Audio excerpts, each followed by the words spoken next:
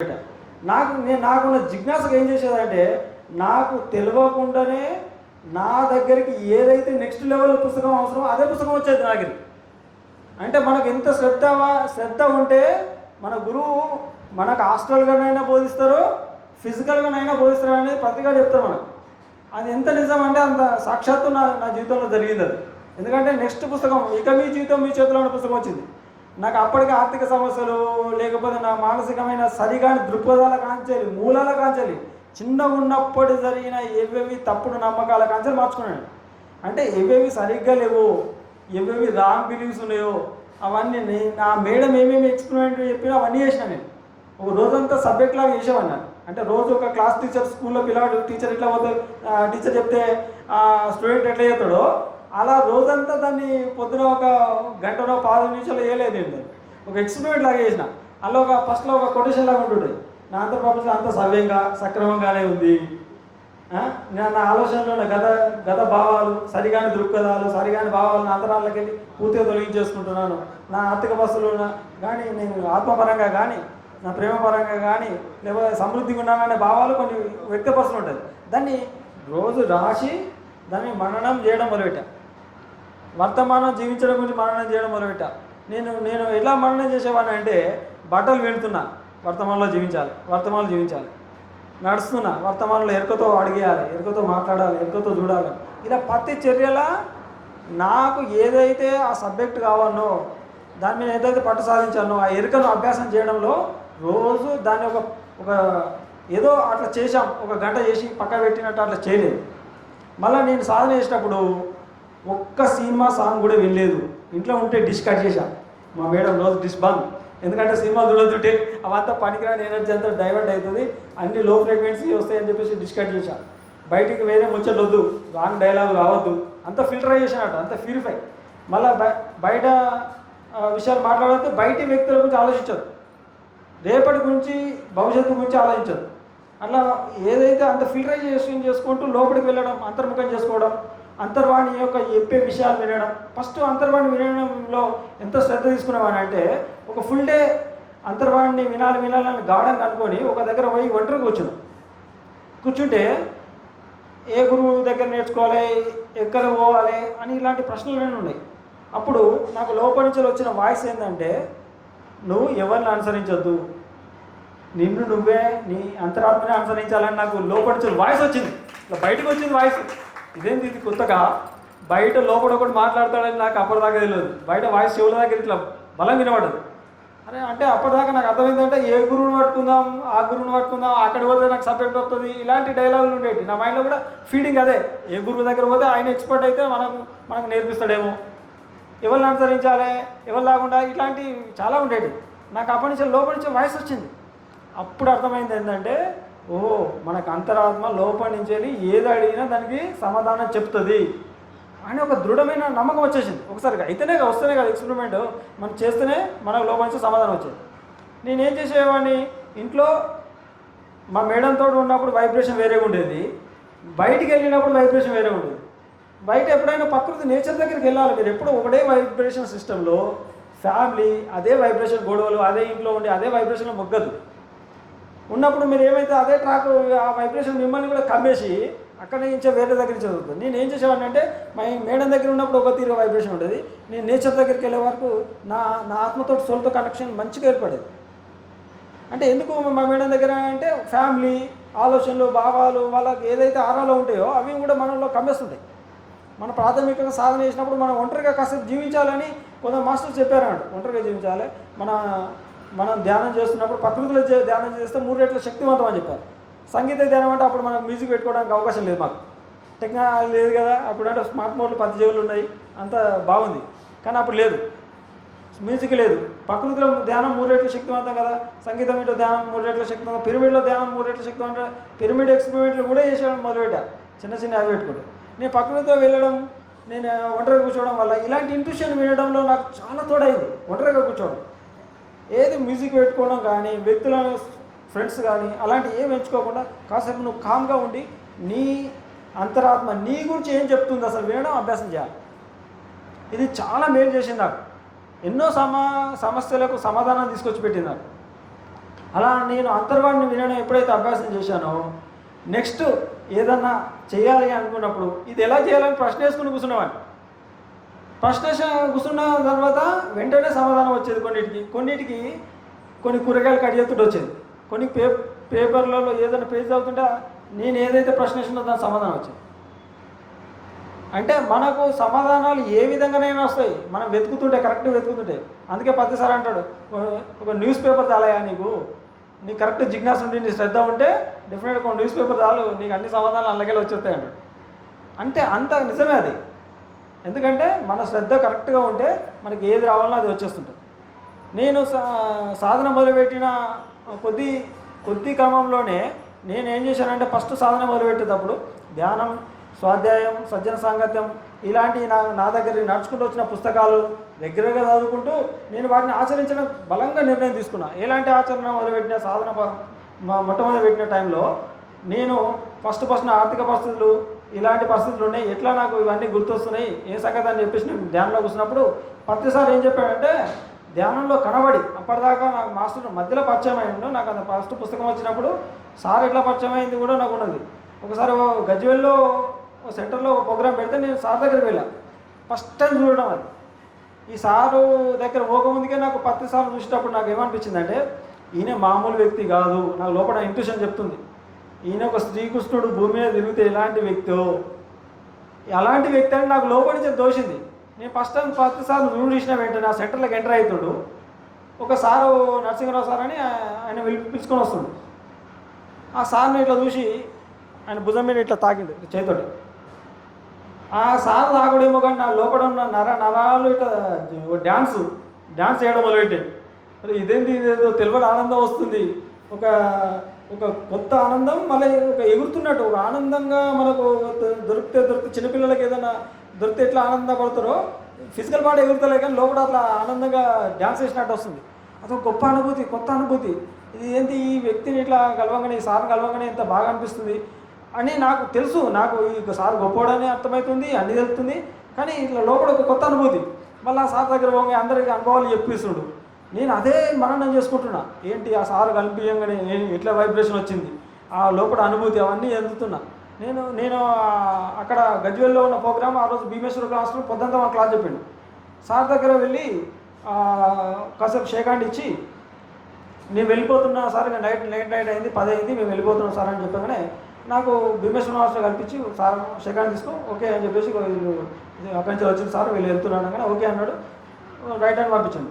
నాకు వెళ్ళొస్తుంటే ఆ భీమేశ్వర మాస్టర్ ఆమె చూపించిన ప్రేమ, ఒక మాస్టర్ అనేవాళ్ళు ఇంత హృదయం ఇంత స్వచ్ఛంగా ఉంటుందా, ఆయన ఎంత ప్రేమ చూపించిన ప్రేమ నేను జీవితంలో నాకు ఎట్లా అనిపించింది అంటే ఎన్నడూ అట్లాంటి అనుభూతి చెందలే, అంత ఫీలిటీజులే. అరే ఇదేదో ఇంత బాగుంది, ఇంత పిరమిడ్ మాస్టర్లు ఇంత ఫీలిటీగా ఉంటారా, ఇంత బాగుంటుందా, ఇంత లవ్ చూపిస్తారా, ఇదేదో ఆశించని ప్రేమలాగా అనిపించింది నాకు చాలా బాగా అనిపించింది. ఎప్పుడు అలాంటి అనుభూతి చెందలేదు. నాకు అదేదో అనుభూతిగా కొత్తగా అనిపించేసింది. అప్పుడు నేను ఇంటికి వెళ్ళినాక చాలా ఆనందపడ్డారు. అంటే పిరమిడ్ మాస్టర్లు ప్యూర్ లవ్తో చేస్తుండ్రు వర్క్, చాలా స్వచ్ఛంగా చేస్తుండ్రు, వాళ్ళకి ఏదో లాభం రావాలని కాకుండా చాలా ఆనందంగా చేస్తుండ్రు అని చెప్పేసి నాకు అప్పుడు నుంచి నాకు అనుభూతి వచ్చింది, అర్థమైంది. కానీ నేను ఇంటికి వచ్చి నేను ఆ ఒక్కొక్క సాధన చెప్పిన సజ్జన సాంగత్యం జరిగిన ప్రతిసారి నాకు ఏమర్థమైందంటే నాకు సాధనలో ఇంకింత పట్టు సాధించాలి, అలాంటి మాస్టర్లా కావాలి, అలాంటి అనుభవాలు సంపాదించాలి అని ప్రతి సజ్జన సాంగత్యంలో నాకు నా సాధన 1000 రెట్లు పెంచుకోవాలని నాకు పట్టుదల వచ్చేది. కొద్ది సాధన తగ్గితే ఏంటన్నా ఒక మాస్టర్ వచ్చేవాళ్ళు, అక్కడ క్లాస్ తీసుకునేవాళ్ళు, ఆ ఒక్క సజ్జన సాంగత్యం అటెండ్ అయితే చాలు. నేను మళ్ళీ సాధన ఆ రోజు ఆ సజ్జన సాంగత్యం లాగానే ఒక బూస్టింగ్ వచ్చేది, అంటే ఒక ఎనర్జీ బాగా పెంచుకునే భావన వచ్చేది. దాన్ని తగ్గకుండా ఆ ఎనర్జీని ఇంటికి వెళ్ళి వేస్ట్గా అంటే వేరే విషయాలు వాడకుండా, వేరే సంకల్పాలు చేయకుండా నా సాధన ఇంకింత ఉన్నతంగా పెంచుకోవడానికి, ఇంకింత జ్ఞానం పెంచుకోవడానికి వాడుకునేవాడు. నేను సాధన చేసినప్పుడు వేరే సంకల్పం, ప్రాపంచిక సంకల్పాలన్నీ వదిలేసిన. నాకేదో డబ్బు కావాలనో, వస్తువులు కావాలనో, దుస్తులు కావాలనో పెట్టుకోలేదు. నేను ఒకటి సాధన చేశాను. ఏంటంటే నేను నాలో ఉన్న సమస్త శక్తి, అది అసలు ఆయన అంత ఆత్మ పదార్థాన్ని ఏంటో తెలుసుకోవాలని పెట్టుకున్నా. రోజు అలా సాధన చేస్తూ సజ్జన సంగతి చేస్తూ నేను రోజు 10 అవర్స్ కూర్చునేవాడిని, నైట్ అంతా కూర్చునేవాడిని, పొద్దంతా స్వాధ్యాయం, మధ్యలో మధ్యలో చిన్న చిన్న ధ్యానాలు కూడా చేసేవాడిని, 5 నిమిషాలు 10 నిమిషాలు నిమిషం అలాంటివి కూడా కళ్ళు మూసుకొని కూర్చునేవాడిని. అంటే వేస్ట్ కావద్దు ఎనర్జీ. నేనేమనుకునేవాడిని, నాకు కరాటేలో ఒక కంపారిజన్ ఉండేది మాకు. నేను అప్పుడు కరాటే సాధన చేసినప్పుడు ఏం చేసేదంటే, ఒక్క పంచు కొట్టినా ₹1 జేబులు వేసుకున్నట్టే అనుకునేవాడిని అంతకుముందు. తర్వాత ఆ ఎక్స్పెరిమెంట్ ఏం చేసుకున్నా, ఒక్క శ్వాస మీద ధ్యాస పెట్టినా నా దగ్గర అకౌంట్లో మళ్ళీ డబ్బు ఖాతా జమ అయినట్టే అనుకునేవాడిని. అట్లా ఒక్క శ్వాస మీద ధ్యాస ఒక్క నిమిషం పెట్టినా నా అకౌంట్లో రూపాయి జమ అయితే ఏమవుతుంది, ఒకరోజు ₹100 అయినట్టు, ఒకరోజు ₹1000 అయినట్టు, ఒకరోజు ₹1,00,000 అయినట్టు. అలా నాకు ఎట్లా వచ్చేదో ఆ సాధన నాకు ఉపయోగపడేది. ఇట్లా నేను రోజు 10 గంటల సాధన చేయడానికి కూడా ఒక ఎక్స్పెరిమెంట్ చేసుకున్నాను. అది సిమిలర్గా నాకు కరాటే చాలా నిమిషాలను దాన్ని అన్వయించుకున్నాను. నేను కరాటే రోజు ప్రాక్టీస్ చేసేటప్పుడు ఏం చేసేవాడిని అంటే, రోజు 1 కిలోమీటర్ ఉరికేది. కిలోమీటర్ ఉరికినప్పుడు నాకు 1/2 కిలోమీటర్ ఈజీ అయ్యేది. 1/2 కిలోమీటర్ తర్వాత రోజు 2 కిలోమీటర్లు పెట్టుకునేవాడిని. 2 కిలోమీటర్లు పెట్టుకుంటే కిలోమీటర్ ఈజీ అయ్యేది. తర్వాత 3 కిలోమీటర్లు పెట్టుకునేవాడిని. రోజు పరిగెట్టాలి, మార్నింగ్ జాగింగ్. 3 కిలోమీటర్లు పెట్టుకుంటే అప్పుడు ఎనర్జీ లెవెల్ పెరిగేది. ఫస్ట్ డే సెకండ్ డే కొద్ది రోజులు చేయగానే ఎనర్జీ లెవెల్ పెరిగింది. 3 కిలోమీటర్లు పెట్టుకుంటే అప్పుడు నాకు 2 కిలోమీటర్ల ఈజీ అయ్యేది. కానీ దద్దాపులో 3 కిలోమీటర్ దగ్గర పోకుండా కష్టపడేది. ఒకరోజు 5 కిలోమీటర్లు పెట్టుకున్నా. 5 కిలోమీటర్ అయితే 3 కిలోమీటర్ ఈజీ అయిపోయి పెట్టింది. అరే ఇది ఏంది ఇలా అవుతుందని ఒక ఎక్స్పెరిమెంట్ అప్పుడు నాకు ఏమర్థమైంది, సబ్జెక్ట్ అంటే సైన్స్. ఎప్పుడైతే మనము 1 గంట 2 గంటలు 3 గంటలు కాకుండా ఒక 5 గంటలు పెడితే 3 గంటలు ఈజీ అవుతుంది. అప్పుడు కొందరు పర్సెంటేజ్ చూసా, వాడు 90 మార్క్స్ రావాలనుకున్నవాడికి కనీసం లాస్ట్కి రీచ్ అయ్యేటి వాడికి 85, 80 ఖచ్చితంగా వస్తుంటుంది. అంటే 90 మార్క్స్ అనుకుంటానికి వాడు 100 మార్కులు అనుకున్నాడు 99 అన్నా ఖచ్చితంగా వస్తుంది, లేకపోతే 90 అన్నా ఆ రేంజ్లో వచ్చినట్టు ఉంటుంది. వాడు 40 మార్కులు సంపాదించాలి, పాస్ మార్కులు సంపాదించాలి అనుకుంటున్నాడికి 35, 37, 36 ఇట్లా వచ్చే అవకాశం ఉంటుంది. ఇలాగే సేమ్ ఎక్స్పెరిమెంట్ ఏం చేశానంటే, రోజు అంతకుముందు 5 గంటలు పెట్టుకుంటే 3 గంటలు ఈజీ అయ్యేది. నేను 10 అవర్స్ పెట్టుకున్నా, నాకు 10 అవర్స్లలో 9 అవర్స్ 8 అవర్స్ ఈజీ అయిపోయింది. అంటే అది ఒకటేసారి పెట్టుకోలేదు లక్ష్యం, అట్లా మెల్లమెల్ల పెంచుకుంటూ పోయా.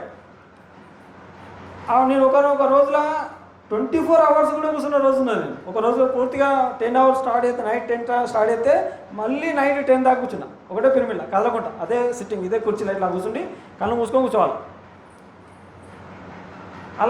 అలా కూర్చొని 24 అవర్స్ కూర్చున్నా. ఇంద్రియాలకు చెప్పా 1, 2 వద్దు, నువ్వు క్రమంగా కూర్చో అని చెప్తే అప్పుడు ఆ ఇంద్రియాలు కూడా మాటినాయి. ఫుల్ డే 24 అవర్స్ కూర్చున్నా. అంటే ఒక రోజులో రాలేదు అది. అంటే 10 అవర్స్ అంత పట్టు సాధించడం వల్ల నా శరీరం నా మాట వినడం మొదలుపెట్టేసింది. అంటే మన శరీరం మనసు అలైన్మెంట్ ఎప్పుడైతే అవుతాయో, మన మనసులో ఒకటి చెప్పుకున్నాం అంటే శరీరం కూడా ఆ మాట వినేస్తుంది. ఈ మాట ఈ టైంకు నువ్వు వద్దు వాటర్ అంటే అది వాటర్ లేకుండా జీవించేస్తుంది, ఫుడ్ లేకుండా జీవించేస్తుంది. అంటే మనసు ఇక్కడ ఏం చేస్తుందంటే, చాలా ప్రప్రదమైన విషయం ఏంటంటే, మనసు అనేది దాన్ని ఎప్పుడు శూన్యంగా ఉంచుకుంటే ఇక్కడ ఉండే పక్క ఆత్మశక్తి అనుభవంలోకి వస్తుంటుంది. ఇక్కడ శరీరం దాన్ని ఎట్లంటే అట్లా మలుచుకోవచ్చు, ఎన్ని గంటలైనా కూర్చుంటుంది. ఈ శరీరాన్ని కూడా ఎన్ని గంటలు కూర్చోవడానికి ఎట్లా ప్రిపరేషన్ చేసేవాడిని అంటే, నీ వల్ల అవుతుంది, నువ్వు ఎన్ని గంటలు అంటే అన్ని గంటలు కూర్చునే శక్తి నీకు ఉన్నదని నా శరీరాన్ని నేనే మోటివేట్ చేసుకునేవాడిని. ఎందుకంటే మనసులో ఏది నింపుకుంటేనే అది వస్తుంటుంది. నేను మొత్తంలా నా జీవితాన్ని చక్కబెట్టుకున్న అంశంలో ప్రప్రదమైన సూత్రం ఒకటే ఒక సూత్రం ఉంది, మన ఆలోచనలే మన జీవిత వాస్తవాలు. ఇది ఒక్కటే సూత్రం నా జీవితాన్ని అంతా మార్చేసింది. ఏంటి అంటే, మన ఆలోచన నుంచి భౌతిక రియాలిటీ ఎలా సృష్టించుకోవాలి అన్న అంశాన్ని ఈ సిద్ధులు శక్తులు ఇవన్నీ నా జీవితాన్ని చక్కబెడతలేవురా నాయన, అవన్నీ ఓకే ఉండని, కానీ ఫస్ట్ నేను ఇంట గెలిచగా రచ్చ గెలవాలి, నన్ను చక్కబెట్టుకోవాలి. ప్రతి వాస్తవానికి, నా అనారోగ్యానికి, నా అప్పులకు, నా సమస్యలకు, నా జీవితానికి నేనే సృష్టికర్తనని సైన్స్ ఎప్పుడైతే నాకు అర్థమైందో, నా ఆలోచనల నుంచి నా భౌతిక వాస్తవాలు ఎట్లొస్తున్నాయి అనే దాని మీద పరిశీలన చేయడం మొదలుపెట్టాను. నీ గంట సేపు మెడిటేషన్ చేస్తే మిగతా గంట మనం ధ్యానంలోకి బయటకు వెళ్తాం కదా, అప్పుడు నేనేం చేయాలి, నా ఆలోచనల మీద అబ్జర్వేషన్ చేసేవాడిని, అంతర్ముఖంగా చేసుకున్నాను మనసు. ఏంటి నా ఆలోచన, పనికిరాని ఆలోచన వస్తున్నాయా, పనికి వచ్చేటి వస్తున్నాయా, పనికి అంటే లేమి గురించి ఆలోచిస్తున్నానా, లేమి ఆలోచనలు ఎక్కువ చేస్తున్నానా, ఉపయోగపడే ఆలోచనలు ఎక్కువ చేస్తున్నా, అనారోగ్యం గురించి ఆలోచిస్తున్నా, ఆరోగ్యం గురించి ఆలోచిస్తున్నా, ఇలా నేను పరిశీలన చేసుకోవడం మొదలుపెట్టా. అలా నేను ఏం చేశానంటే, గంటలు కూర్చుంటూ ఈ ఆలోచనల మీద పూర్తి పట్టు రావాలి. అది ఎలాంటి పట్టు రావాలంటే, నేను ఏదైతే నాకు ఉపయోగపడే ఒకటే ఆలోచన ఉండాలంటే అదే ఆలోచన ఉండాలి, ఇంకోటి ఉండదు. అలాంటి పట్టు సాధించుకున్నాను నేను. అలాంటి పట్టు రావడానికి ఒకటే రోజు సాధన రాలేదు నాకు. నేను ఈ సైన్స్ ఈ సూత్రాన్ని బేస్ చేసుకొని మన ఆలోచనలే మన జీవిత వాస్తవాలన్నీ రిపిటేషన్ చేసుకునేవాడిని. ఎందుకంటే మనకు ఎప్పుడైతే మన ఆలోచనలే మన జీవిత వాస్తవాలని రిపిటేషన్ చేసుకుంటే, నువ్వు ఒక పనికిరాని ఆలోచన చేసినావు అనుకోండి, నువ్వు ఆలోచనకు నువ్వు బలహీనుని కావు. ఎందుకంటే నీ ఆలోచనలు ఇచ్చే భౌతిక రియాలిటీ వస్తుంది కనుక, ఓహో నేను ఇట్లేందుకు ఆలోచిస్తున్నా, నా ఆరోగ్యం గురించి ఆలోచిస్తున్నా నీకు అవేర్నెస్ వస్తుంది. కనుక ఈ ఆలోచనలే మన భౌతిక వాస్తవాలు అవుతున్నాయి అనే సంగతి మనకి ఎప్పుడైతే సైన్స్ అర్థమవుతుందో, దాన్ని రియాలిటీకి తీసుకొచ్చుకోవడానికి ఎలాంటి ఆలోచన పెట్టుకుంటే మన రియాలిటీ వస్తుంది. అప్పుడు నేను ఆర్థికమైన డబ్బు పరిస్థితిలో ఉన్నాను. ఇప్పుడు నాకు ఏముంది, నాకు ఇంట్లో తినడానికి తిండికి లేదు, ఆర్థిక సమస్యలు ఉన్నాయి. ఎప్పుడైతే ఈ సైన్స్ని అధ్యయనం చేశానో, దీన్ని ఎట్లా సృష్టించుకోనో దాన్ని కొంచెం అవగాహన చేసుకోవాలని నేను రెగ్యులర్ మెడిటేషన్ చేస్తుంటే, నేను ఏం చేసేదంటే, నాకు ఒకసారి సాయిబాబా మాస్టర్ నాకు ధ్యానంలో కనిపించి ఆయన ఏం చెప్పాడంటే, ఇదే సైన్స్ చెప్పాడు, యద్భావం తద్భవతి అని. ఫస్ట్ ఆయన వెంటనే వచ్చి చెప్పలే, ఫస్ట్ అనిపించి, నాయన ఎట్టి పరిస్థితుల్లో నువ్వు ధ్యానాన్ని వదిలిపెట్టద్దు. మాస్టర్ ఓకే, నేను ధ్యానాన్ని ఎట్టి పరిస్థితుల్లో వదిలిపెట్టాను, సాధన ఖచ్చితంగా చేస్తా. కానీ నాకు ఇవి ఆర్థిక సమస్యలని కళ్ళు మూసుకున్నప్పుడు బాగానే ఉన్నాయి, కానీ కళ్ళు తెరిచినాక అంతా ఇంట్లో పరిస్థితి గుర్తొస్తుంది, ఇంట్లో ఆర్థిక పరిస్థితులు గుర్తొస్తున్నాయి, వాడు అప్పులు ఇచ్చేటోళ్ళకి అప్పులు గుర్తొస్తున్నాయి. ఎట్లా సంగతి అంటే, ఆయన చెప్పిన ఒక సూత్రం ఏంటంటే, నీ జీవితంలో అన్ని సమృద్ధిగా ఉన్నట్టు ఆలోచన చేయి. ఒక డబ్బు గురించి ఆలోచన వచ్చింది అనుకోండి, వానికి ఆల్రెడీ డబ్బు ఇస్తే వాడు మంచి ఫ్రెండ్షిప్ అవుతాడు కదా, నీకు దోస్త్ అవుతాడు కదా, దోస్త్ అయినట్టు వాళ్ళతో మంచిగా ఆనందంగా గడుపుతున్నట్టు, ఫ్రెండ్షిప్ అయినట్టు ఆల్రెడీ అది నీ జీవితంలో మేనిఫెస్ట్ అయ్యి, నువ్వు ఈ క్షణం ఉంటే ఎట్లా ఆనందంగా ఉంటావో అట్లా మొత్తం గతంలో అంటే జరిగిపోయింది, నీ జీవితంలోకి వచ్చింది, జరిగిపోయింది, నువ్వు ఆనందంగా ఉన్నావు. అప్పుడు ఎలా ఉంటుందో అలా భావన చేయి నాయన అని చెప్పింది. చెప్తే నేను దాని పరిస్థితులు, ఆర్థిక పరిస్థితులు అవన్నిటి గురించి చెప్పాను. నా ఆర్థిక పరిస్థితులు బయట గుర్తొస్తున్నాయంటే అలా చేయమని చెప్తే, నేను సేమ్ అదే యాజిటీజ్ చేశాను, యద్భావం తద్భవత్ అని. అదే ఆ విధంగానే నాకు ఆర్థిక పరిస్థితులు ఎలా సెట్ అయినాయి అంటే, నాకు ఇప్పటిదాకా మా మేడం చెప్పినట్టు నాకు ఉద్యోగం ఫస్ట్ సబ్ స్టేషన్ ఆపరేటర్ కాకముందుకు ఒక గవర్నమెంట్ జాబ్ వేరేది, అది కూడా సేమ్ ఎలక్ట్రికల్ డిపార్ట్మెంట్లోనే ఐటీఐ మీద వేరే హైదరాబాద్లో జాబ్ వచ్చింది. ఫస్ట్ జాబ్ వస్తే అది ఏం చేశానంటే, దాన్ని ఎఫ్ఓసి అంటారు, సేమ్ అది ఒక 1 year నా ఆర్థిక సమస్యలు అంతా వేరేదాకా కరెక్ట్గా 1 year చేశాను. నాకు ఆర్థిక అప్పులు అన్నీ తీరిపోయినాయి. దాంతో మొత్తం ఆర్థికంగా అప్పులు ఎప్పుడైతే తీరినాయో మళ్ళీ ఉద్యోగం టక్కన పనిచేసాను. ఎందుకు పనిచేసినా చెప్తాను నేను దాన్ని. అది ఉద్యోగం గత మంచి ఉద్యోగం, దానికి 70-80 వేలు అడిగి ఉన్నారు ఒక్కోళ్ళు, అది లక్షలు పెట్టినా వచ్చేటట్టు లేదు ఒక్కోడికి. అంత కష్టపడి అంత మంచి ఉద్యోగం ఎందుకు వదిలేసినావా అని చెప్పేసి మా ఇంట్లో మా మేడం, నీ ఉద్యోగం పని చేస్తాను, నేను వస్తా, నువ్వు మళ్ళీ నన్ను కష్టాలు దొరుకుతున్నావు, నువ్వు ఏదో చేస్తున్నావు, మళ్ళీ నువ్వు మమ్మల్ని ఇంత ఇబ్బంది పెడతావు, నువ్వు వద్దని పెట్టుకున్నది. నేనేం చెప్పానంటే, అది ఊరికి దగ్గరగా లేదు, మళ్ళీ ధ్యాన ప్రచారానికి అనుకూలంగా లేదు. అది ఎన్ని ఫోన్లు ఎక్కువ ఉంటుందంట, ఫోన్లు ఎక్కువ ఉంటుంది, లైన్లు చెక్ చేయాలి. రోజుకు ఒక 300, 400, 500 మందిని ఫోన్ అటెంప్ట్ చేసి, బాబు కరెంట్ వస్తుంది, ఎప్పుడు వస్తుంది బాబు అంటే, వస్తుంది సార్, కాసేపు టైం అవుతుంది, లేకపోతే ఈడ ట్రబుల్ ఉంది, కాసేపు వస్తాం సార్ అని చెప్పేసి 100 కాల్స్ అటెండ్ చేయాలి. అలా నేను అప్పటికే మౌన సాధనలు ధ్యాన సాధన చేసుకుంటూ ఈ పరిస్థితి అంతా నన్ను అయోమయం చేసేస్తుందని చెప్పేసి, అదంతా నాకు అనుకూలంగా లేదని అనుకూలమైన జాబ్ కావాలని పెట్టుకున్నా. అనుకూలమైన జాబ్ అప్పటిదాకా నేను చెప్పిన లక్ష్యం, సంకల్పం పెట్టుకోవచ్చు, సంకల్పాలు సరిగ్గా లేకపోతే ఇలాంటి జాబ్లు వస్తే అవసరం పడదు. సంకల్పాలు ఎలా పెట్టుకోనో నాకు అనుభవంలోకి వచ్చినాక ఏమర్థమైందంటే, నేను ఒక కోరిక కోరుకున్నా, దానికి ఎలా కోలిక్స్ ఉండాలో కోరుకోలేదు, ఎలా అనుకూలంగా ఉండాలో కోరుకోలేదు, ఎలా దాన్ని సెట్ చేసుకోవాలని కోరుకోలేదు, ఓన్లీ అప్పులు తీరాలని కోరుకున్నా. అప్పులు తీరాలని కోరుకుంటే నాకు ఆర్థికంగా డబ్బు వచ్చింది, కానీ నాకు అక్కడ కొలిక్స్ సరిగ్గా ఉండకపోయేటోళ్ళు, ఎప్పుడు డిస్టర్బెన్సే. అதாவது జాబ్ పోయేటోని టెన్షన్తో పోయేటోని, ఒత్తిడితో ఇంటికి వచ్చేటోళ్ళు, బుర్ర అంతా ఆ జాబ్ గురించి ఆలోచన. కానీ మళ్ళీ నేను ధ్యానం చేసి మనసు అంతా ఖాళీ చేసుకునేవాడిని, మనసును ఎన్నో రోజులు శూన్యం ఉంచుకునేవాడిని. అంత పట్టు వచ్చింది. నేను చేసిన సాధనకు, నేను చేసిన స్వాధ్యాయానికి, నేను చేసిన సాధ్యన సాంగత్యానికి ఎంత పట్టు వచ్చేది, కానీ ఆ ఆలోచనలన్నీ కమ్ముకునేవి. కానీ అక్కడ వెళ్ళినాక ఆ పరిస్థితి వచ్చినప్పుడు నేను ఏం ఆలోచించానంటే, ఈ ఎనర్జీ అంతా ఇట్లా పోతుంది, మళ్ళీ ఎక్కడ పడితే అక్కడ బయట ఫుడ్ తినడం ఇట్లాంటిది కాదు, నాకు ఎలాంటి జాబ్ కావాలి, ఊరికి దగ్గరలో ఉండాలి, మళ్ళా ధ్యాన ప్రచారానికి అనుకూలంగా ఉండాలి, మళ్ళీ నా జాబు గంటలు గంటలు వద్దు, వన్ డే డ్యూటీ చేస్తే ధ్యాన ప్రచారాలకు అనుకూలంగా ఉండాలి కదా, ఇట్లా వన్ డే డ్యూటీకి వేసి మిగతా రోజులు మంచిగా ఆగి తిరగడానికి ఉండాలి ఫుల్ డే అని పెట్టుకుంటే నాకు ఒక సబ్స్టేషన్ ఆపరేటర్ నేను చదువుకునే ఎడ్యుకేషన్కి సబ్స్టేషన్ ఆపరేటర్ అనేది సెట్ అవుతుందని నాకు అనిపించింది. అదే లక్ష్యం పెట్టుకున్న కొద్ది రోజులకే నాకు వీటికి సంబంధించిన విషయాలు, దానికి సంబంధించిన డాటా ఎలా ఉండాలనే భావన అవన్నీ మనసులో ఉంచుకున్నా. ఎలా ఉండాలంటే నా కొలీగ్స్ అనుకూలమైన వాళ్ళు ఉండాలి, మళ్ళా నాకు జాబు ఊరికి దగ్గరలో ఉండాలి, ఇలాంటివన్నీ కొన్ని పెట్టుకున్నాడు. మళ్ళీ నేను జాబ్కు వచ్చినాక కూడా ఆనందంగా ఉండాలి. ఉద్యోగం వచ్చింది మళ్ళీ దుఃఖంతో ఉండొద్దు, నేను ఆనందంగా ఉండాలి, హ్యాపీగా ఉండాలి, ఫ్యామిలీతో ఆనందంగా ఉండాలి. డబ్బు గురించి ఎప్పుడు ఆలోచించద్దు, మళ్ళీ ఒక్క సెకండ్ కూడా ఆలోచించద్దు. ఇంటికి మళ్ళీ సమకూర్చాలి అట్లా ఆలోచించకుండా ఉండాలి అని ఇలాంటివన్నీ కొన్ని నిర్ణయించుకొని అట్లా ఎంపిక చేసుకున్నాను. సేమ్ అది వదిలేసినాక నేను 2011లో వదిలేశాను. నాకు 12 మళ్ళీ మౌన సాధన ధ్యానం అంత శక్తి కూడగట్టుకున్నాను. నాకు ఒక 2012లో 2012 వెళ్ళినాక 13లో నాకు మళ్ళీ ఈ ఉద్యోగానికి అప్లికేషన్ ఎలా పెట్టానంటే, ఒకనొక టైంలో సాయంత్రం టైంలో మెడిటేషన్లో కూర్చున్న మా మేడం అప్పుడు కుకింగ్ చేస్తుంది. ఈ వట్టి టైంని ఎందుకు వేస్ట్ చేయాలి అని చెప్పేసి కళ్ళు మూసుకొని వస్తున్నా.